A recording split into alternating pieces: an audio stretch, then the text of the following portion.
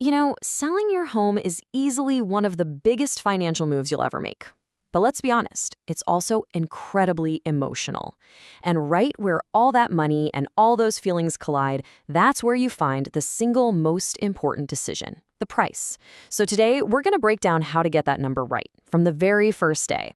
So let's just start with a really important question. Forget about the landscaping you never finished or the kitchen counters you meant to replace. What's the one mistake? The single mistake that can cost you more time, more stress, and yeah, more money than anything else. And there it is, the initial asking price. Get that wrong and you kick off a chain reaction that is so hard to stop. It's kind of like the foundation of your entire home selling plan. And if that foundation is cracked, well, the whole thing can start to wobble. Okay, so why is this so hard to get right? Well, it's because every single home sale is really built on this fundamental conflict. It's a classic battle, really, your heart versus the market. This right here breaks it down perfectly. On one side, you've got your price. That's the number that's built on all the memories you made there, the sweat equity from building that deck, and frankly, what you hope or need it to be worth. But the market? Oh, the market could not care less about your memories. It's cold, hard data. What if similar homes actually sold for? How many other houses are for sale right now? And how many buyers are out there looking? So when you see that conflict laid out, it's really easy to understand the appeal of leaning into what your heart wants, right? And that leads us down the most tempting and honestly, the most dangerous path in real estate, the alluring overprice. And this is where things get tricky. An agent comes in, sits at your dining room table, sees the number you're dreaming of, and instead of walking you through the data, they just nod. They tell you exactly what you want to hear just to get you to sign with them. And sure, it feels fantastic in that moment. You feel validated. But that great feeling, that initial validation, it comes with a price tag of its own. And it's a hidden one. You're not going to see it in the first week, but that decision, the one to price your home on hope instead of data, has already put you on a really risky path. So, what is that hidden cost? What actually happens? Well, it's what happens the moment your home goes from being this fresh, exciting new house on the market to just another listing that buyers scroll right past. It's when a home goes stale. A stale listing is a total nightmare for a seller. Think about it from a buyer's perspective. They see a house that's been for sale for months, and their first thought isn't, wow, what a great place. It's, what's wrong with it? Is it the location? Does it need a ton of work? Are the sellers just impossible to deal with?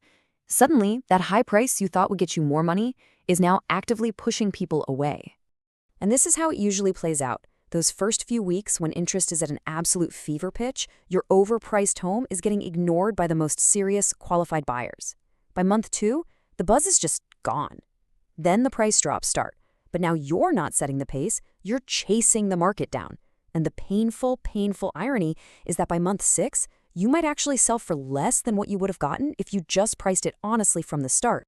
Let's just stop and really look at this number. 2 to 3 weeks. That's it. That is your golden window. That's when your home is new, it's exciting, and it gets the absolute most attention. If your price is wrong during that tiny window, you've completely missed your best shot to create urgency and get those strong offers. Okay, so we've definitely seen the problem. It's a real trap. So now, let's talk about the solution. How do you avoid all that and find the honest, effective price right from the get-go? I love this quote because it gets right to the point. Your listing price? It's not a fact. It's a wish. It's a marketing proposal, an invitation for a buyer to come and talk. The only price that actually matters is the one a buyer agrees to pay. So this is how a great, honest agent gets to that number. It's a really clear data-first process. First, and this is so important, they look at what homes have actually sold for, not what other people are asking.